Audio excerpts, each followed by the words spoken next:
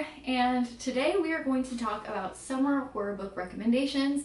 Before that, I just wanted to say that we just hit 4,000 subscribers, which is awesome, so thank you for that. I think I'm going to do a Q&A type video to kind of celebrate that milestone. So if you guys have any questions, please feel free to leave them down below. And yeah, let's get started with this summer horror books recommendation. I'm very excited to talk about all these books. Okay, the first book that I want to talk about is Summer of Night. This is by Dan Simmons. Thank you to whoever recommended this book to me because this book is so good. I had so much fun reading it. It is a fantastic book. Let me go to my notes here. Summer of Night. Okay.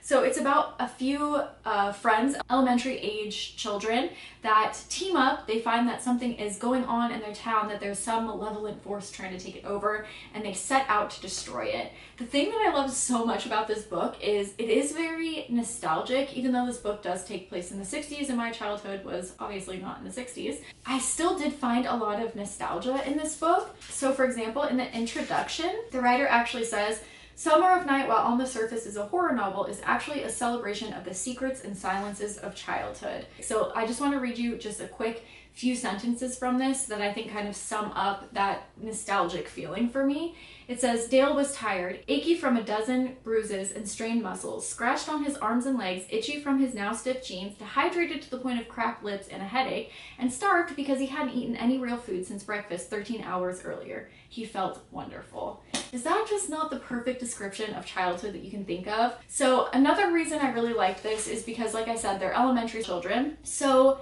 they're not perfect. They don't account for everything. They don't solve all the issues. They don't know exactly what to do or exactly what's going on, and they don't easily save the day. And I think that this book really avoids a lot of those typical tropes in horror books. I think it's written so well. I think the character development is fantastic. There's just so much positive about this book. We don't know all the answers. We do get bits and pieces here and there as the kids are trying to figure it out.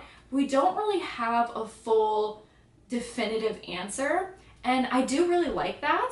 A lot of the times with supernatural stuff, like for example Peter Straub's ghost story, I can't fully get into the story because a lot of it is like, oh well, the ghost can manipulate your mind and make you hallucinate, and you're like, well then how do you know if anything's real? And it's really hard for me to completely delve into the story. But with something like this, although it's not specifically stated why this happens or what these things are, they all follow some sort of rule, and so it makes sense without fully making sense.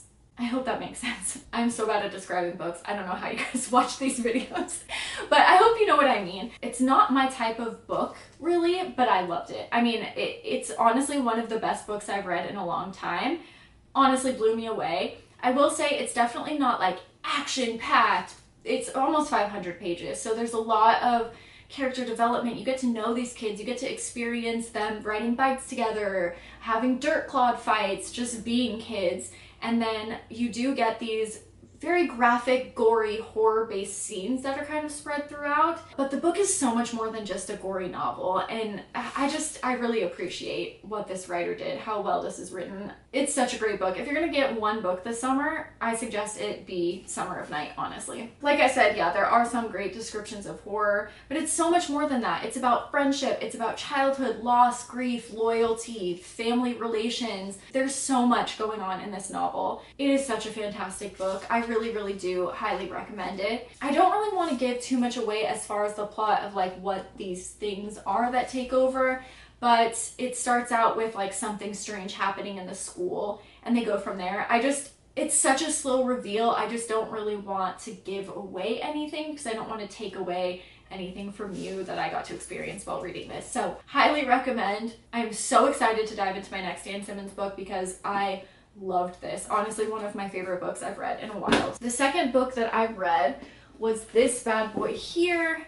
This is Beast by Peter Benchley. So if you guys have read Jaws, this is the same writer. And if you like Jaws, you'll love this book. I mean, they are a lot similar, but they are very different as well.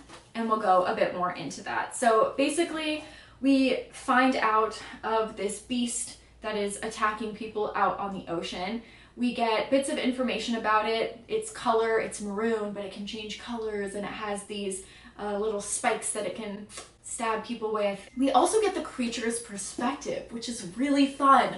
I can't remember if this happens in Jaws. I don't think it does. But yeah, so we get to know the perspective of obviously the people that are experiencing this beast below them in a boat or while they're swimming or, you know, whatever it is. But then we also get the perspective of the beast. And I really liked that. I don't know, it's not this monstrous evil creature. Like, it really is just a large animal that lives in the ocean and it's just going after its instincts. And it's just really interesting to kind of, I don't know, demystify the monster. I also think that the description of how the beast got there makes a whole lot of sense. I feel like this feels like a book that could be based in reality. It also seems a bit like a metaphor for humans' destruction of the ocean, overfishing the ocean, perhaps even a comment on global warming. So it's basically about this beast that comes out in the waters surrounding Bermuda. There's a fisherman there named Whip Darling. He's kind of down on his luck. He's running out of money. He was getting a little bit of money by grabbing interesting specimens and taking them to a local oceanographer, scientist, people, place thing. I can't really remember. But when that ends up getting cut off, he's really short on money. He doesn't know what to do. And these other people, one of them is the father of two people who were killed by the beast, and one of them is a man who has researched this beast his entire life. He's dedicated his whole life to it, and both of them are just on a hunt to find this animal. The scientist to study it, to understand it, to see it in real life because it's something that hasn't been seen before, and the rich individual to seek revenge. So they kind of manipulate Whip into helping them find this creature and try to put an end to it. I mean, this book, it's kind of the same as Jaws. Like, you have the fishermen, you have the politics of the island, the press, the monster that's in the sea that's eating people. You know, it's the same, but it's also a lot different. I thought it was a lot of fun. Highly recommend this guy. I had such a blast reading this. Like, this was so fun. One of my favorite things about this book was the writer, Peter Benchley, is very knowledgeable about the subject of sailing and the anatomy of creatures and things like that. So it was so fun just looking up the animals mentioned in the story, the boat, the sailing terms, all sorts of stuff. So I felt like I learned a lot while reading this too. Again, it seems like a story that could happen. Everything seemed reasonable. It wasn't ridiculous. And even in the story, first of all, they mentioned Jaws. They're like, but Jaws is just a fictional story, which I thought was funny. But also in the story, the scientist makes it very clear. He's like, it's not a monster. It's just an animal. And, you know, you do get some of that demystifying of the creature, like I said, with the perspective of the creature in the water. So, I don't know, really liked this, had a blast with it. I thought that this was fantastic. And let's move on to our third book. So the third book I read was Meg. This is by Steve Alten. And this is the book that Megalodon movie was very loosely based off of.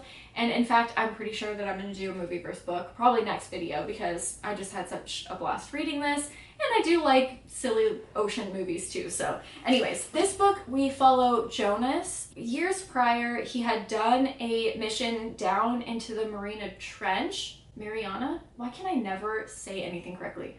Mariana Trench. And he thought he saw a beast down there. He thought it was a megalodon. He panicked. They ascended too quickly and two of his crewmates died. So he had been kind of told this whole time that he was crazy and he just, you know, lost his mind down there. His career kind of fell apart. His wife starts cheating on him. And he, as a result of all of this, kind of dove headfirst into the idea that the megalodon could potentially exist down, trapped in that tropical layer under 6 or 7 miles of frigid temperatures in the Mariana Trench. So he's kind of the leading expert on the megalodon at this point. There's a man named Maseo, and there's a Japanese and American created Eunice, which is an unmanned nautical informational submersible. And it's put in the Mariana Trench, and its purpose is to monitor the floor as a way to analyze data and detect earthquakes. Now, the funding, because of these devices, is being put into Maseo's lagoon. It's basically this giant lagoon that pods of pods of whales can swim into and swim out of. It's huge and it's going to be a tourist attraction. Sorry, I'm just picturing elephants just, okay, get a grip. Okay, so the lagoon funding is being cut because these Eunice machines have been destroyed at the bottom of the Marina Trench. So Maceo has contacted Jonas to come and see what he thinks could have caused that damage, but really he has ulterior motives and he wants Jonas to go on a dive down to retrieve some of these machines.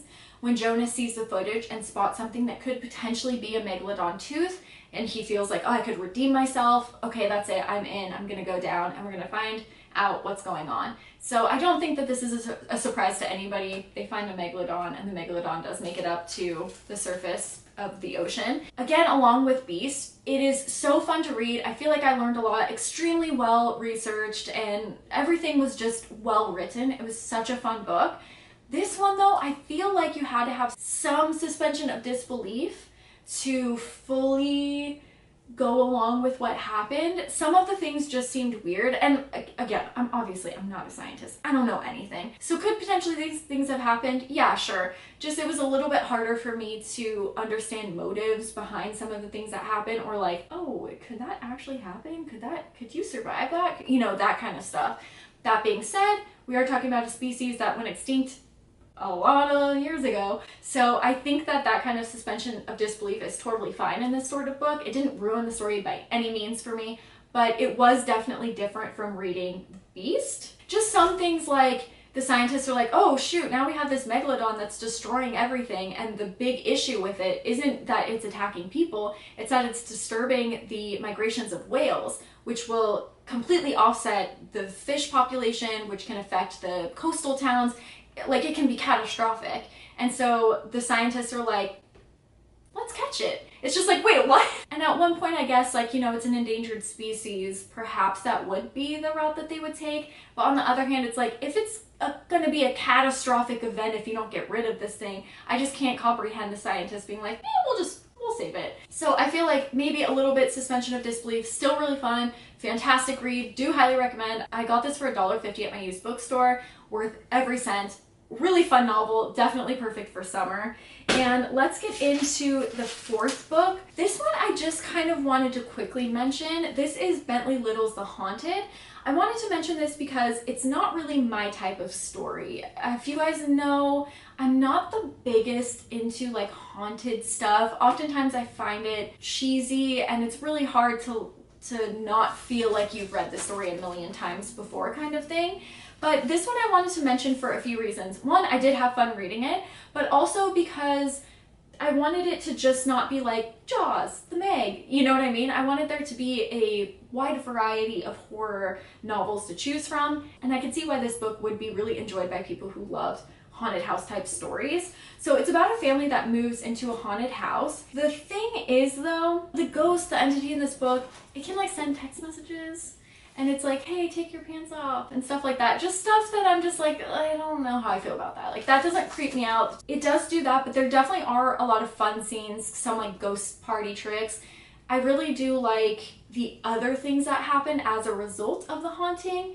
And it's not just a ghost in the way that most ghost stories are written. And I think that alone is a reason to read this book, because I think it does add something to the genre, which is hard to do. It does hit those tropes of the ghost, the haunted house, but it also, I think, does add something else.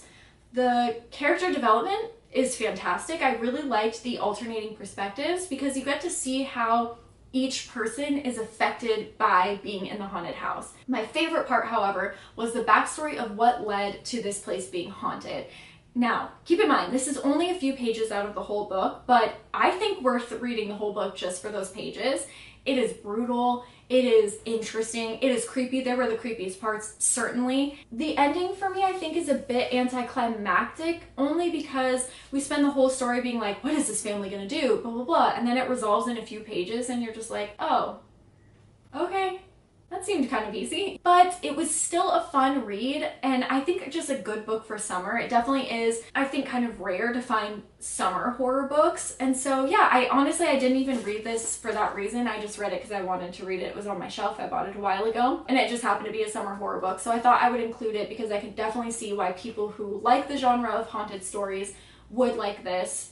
All in all, the books were all fun. I really did have a blast reading all of them. I would say one book that stands out is this Summer of Night book, just because there were so many different elements in this. It was just a fantastic book. But I mean, all of these really were fun. I did enjoy all of them. Let me know what your favorite summer horror book is. I will definitely keep a list for next year. And the next season that's coming up is our fall horror book recommendation, so I'm super excited for that. Anyways, feel free to leave any questions down below for the Q&A. Thank you so much for watching, and I will see you soon with another spooky video. Bye guys!